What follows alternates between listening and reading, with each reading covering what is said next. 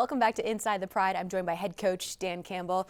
You said you're moving on from week 17. How did the roller coaster help make the mission even clearer for your Lions going forward?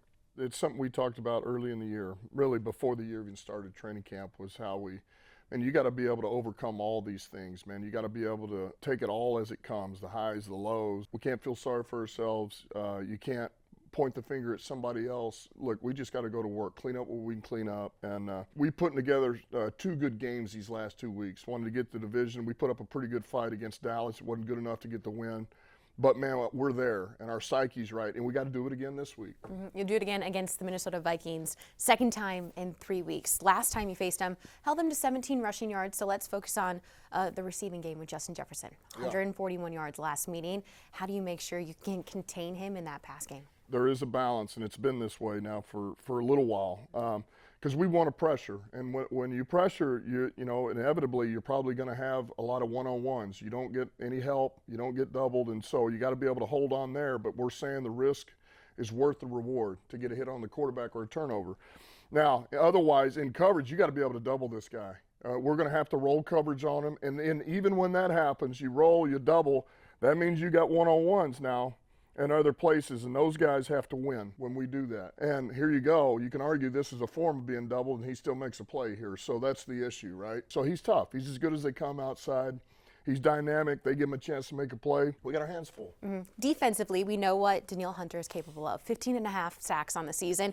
Let's talk about his buddy up front there with Jonathan Bullard. He's having his best season of his career yet. He's going to want to clog the run game.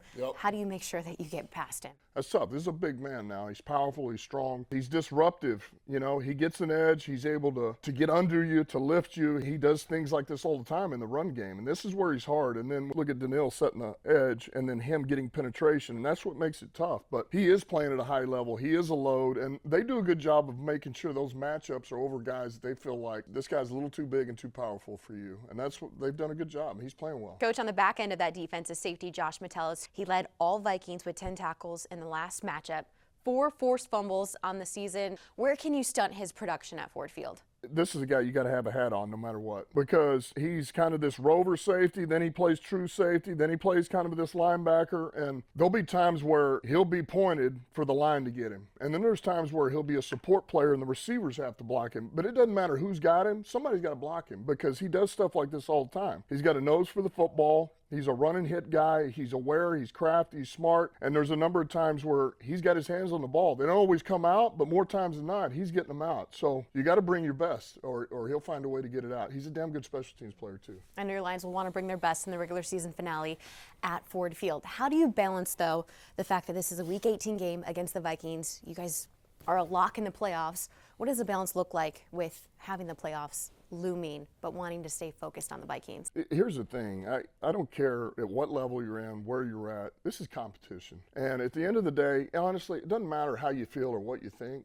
There's another man lining up in front of you that wants to beat you. And what do you want to do? You want to take it, or do you want to go win? And that's got to be our mindset no matter what. It doesn't matter if it's preseason games, first game of the year, last game of the year, playoffs. That's the attitude. And so we got a team full of guys like that. We have to go respond. All right. Thanks so much, Coach. All right. Thank you.